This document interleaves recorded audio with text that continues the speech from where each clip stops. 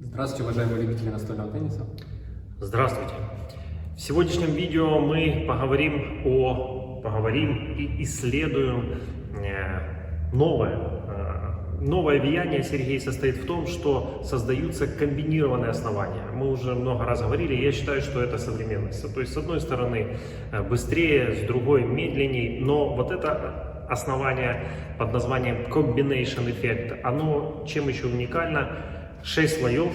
Изобретатель Архим Рендлер создал сочетание этих слоев и сделал разную чувствительность. Не то, что разная скорость, это уже как бы так популярно, да? Допустим, слева там all-round, справа off, а еще и разная чувствительность. То есть, и поиграв этим основанием, потестировал, я скажу, довольно удивительное ощущение, довольно удивительное ощущение. И прежде чем рассказать, на чем будем тестировать, Сергей, как ты вот все-таки считаешь, почему изобретается новое основание, почему уже за столько лет не остановиться на, собственно говоря, каком-то десятке, двадцатке оснований, и все бы играли. Вот все время люди совершенствуются, конструкторы изобретают. Вот с чем это связано?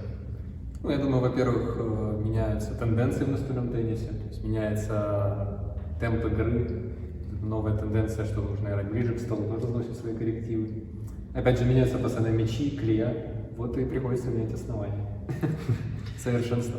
Безусловно, есть определенное стремление к совершенству, стремление к тому, чтобы добиться максимальной чувствительности контроля и при этом сохранить скоростные характеристики. И вот изобретают и изобретают. Тестировать мы будем на правой, то есть быстрой стороне, поставим короткий шип Explosion Pro в толщине 1,2, а налево, такой all-round стороне, поставим Терминатора доктора Нибауэра. Это тоже короткие шипы, довольно быстрые, вот как раз all-round и позволит, я думаю, добавить им контроля. И мы посмотрим, и я покажу определенные элементы техники контратак этими шипами, где я так не находил в интернете, благодаря этому основанию, немножко исследовали, довольно интересно. Начнем сейчас просто понакатываем, немножко понажимаю и скажу определенные свои, не первые впечатления, просто опишу еще раз эти впечатления от игры по плоскому мячу. Название Combination Effect, вот именно комбинационный эффект. Так? И ты знаешь, Сергей, сейчас я поиграл, особенно вот справа, такие углы при ударах, что мне интересно, мы поставим, естественно, гладкие на это основание. В конце Сергей поручает, ты будешь приятно удивлен, именно углы, вероятно, тут же разработчик, не только под шипы, но и можно, думаю, хорошо станут гладкие накладки. Вот. Удары, мяч задержится на основании, я уверен, назовем так, противный, да, летит буквально этикетка, несмотря на то, что короткий шип дает, сильный эффект дает при игре справа. Слева мне понравилось то, что, где-то благодаря терминатору очень обратили внимание, такое технически короткое движение, я просто перед собой делаю кистью, такой переворот, мяч летит, довольно плотно. Мне тоже понравилось именно игра слева терминатора. Да, по скорости первое впечатление, наверное, все-таки off-минус, такой off-минус, в этом пределе справа и all плюс где-то слева, такие вот первые впечатления. Сейчас поиграем блоки, и такие блоки, где-то такие контратаки я понажимаю, посмотрим на ощущения при этих элементах.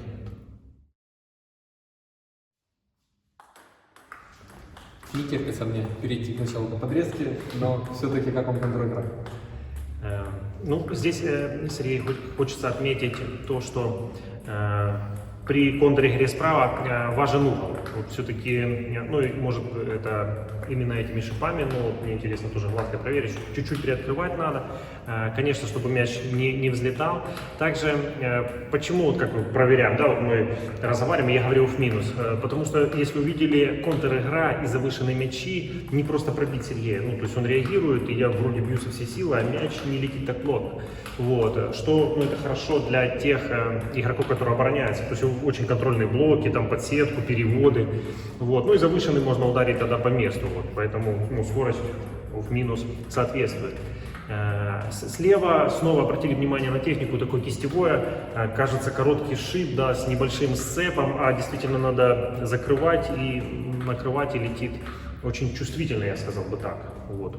Сочетание вот этого основания и терминатора шипов. Да, начало по подрезке. Я тестировал это основание в этом комплекте по игре по защите и получил очень интересные результаты и справа, и слева. Да, победил. Вот. И там как раз удавалось наносить именно такие плоские сильные удары. И очень неприятно. И сейчас мы это покажем, посмотрим. Начало по подрезке.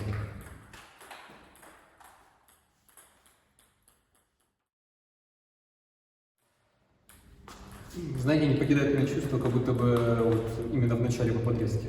Это чувствуется, что мяч как будто бы дольше задерживается, довольно долго задерживается на основании. То есть вы как будто бы его туда берете, он приклеивается, и вы его перекидываете в ту сторону.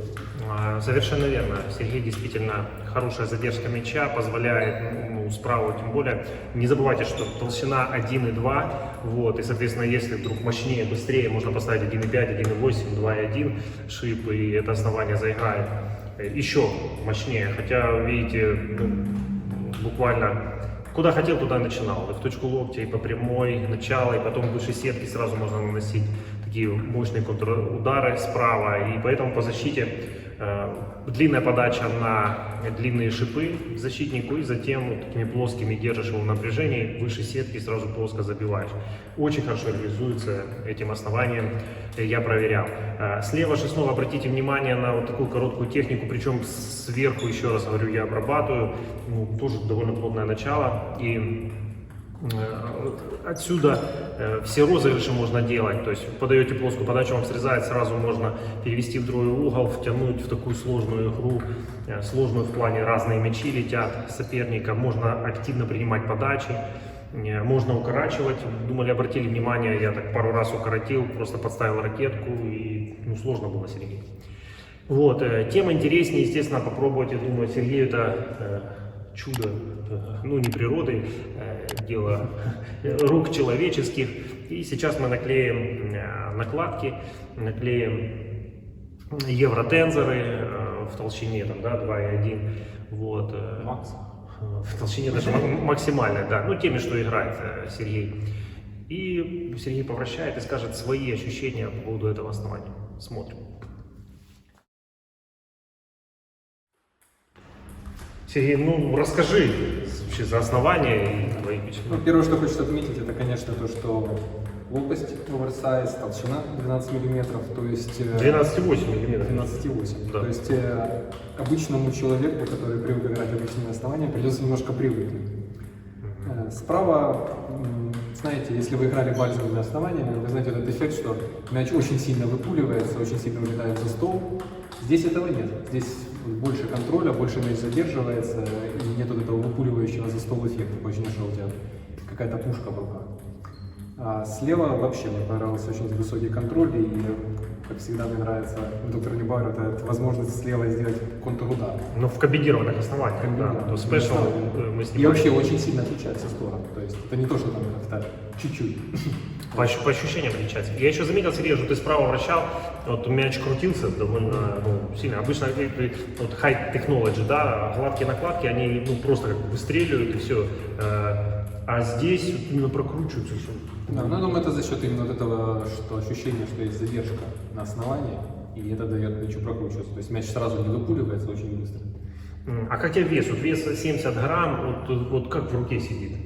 Для тех, кто привык играть обычными нападающими драконами, то да, ощущается, как будто бы это ложка. Да. Сейчас мы покажем, Сергей начинает по подрезке, вот с этой толщиной, да, с этими покрутит. Увидите, что это реально. И, естественно, перейдем к выводам. Традиционно подойдем к итоге. Что во всем? Зачем, кому, почему и сколько? Вот так оно выглядит. Заметьте, разные такие цвета.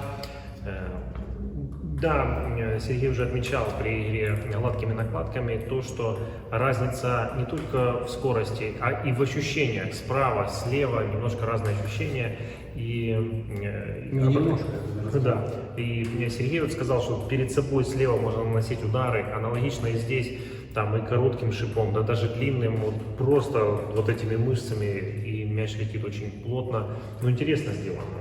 А справа совсем наоборот, такая большая задержка, надо проводочку делать, паузу и так далее и тому подобное. Поэтому я бы даже его так позиционирую, да, T-спины, длинные шипы и так далее. Очень подойдут и короткие шипы на разных толщинах, и агрессивная игра, и гладкими накладками Сергей показал, вполне можно играть. То есть с одной стороны поставить там какие-нибудь шипы, с другой стороны гладко, для того, чтобы если соперник там отдавал. Причем даже не обязательно это справа гладкая, слева шипы. Можно и комбинировать и наоборот. Комбинировать, вот именно слово, combination эффект, ну, не только комбинации в игре, но вот именно комбинации можно и в накладках делать.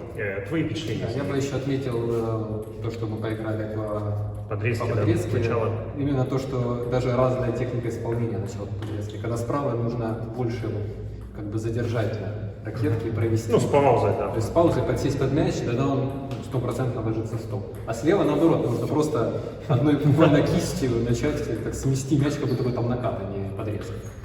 То есть это мне тоже интересно, что можно и не обязательно играть слева и шипами. То есть интересные есть эффекты слева гладкого. Это этот удар, начало со стола.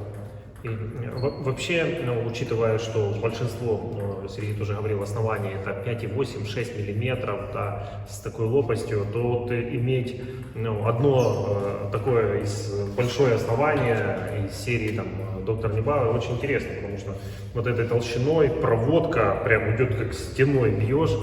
Ну, согласись, ты поиграл, такие испытал определенные ощущения, да. Вот. Ну, надо привыкнуть, потому что там ты ребром пару раз ударил, кстати, И попал. Да, вот, поэтому возможно. Что ж, на этом все. С вами были Сергей Барановский. Максим Черепнин. Исследуйте теннис.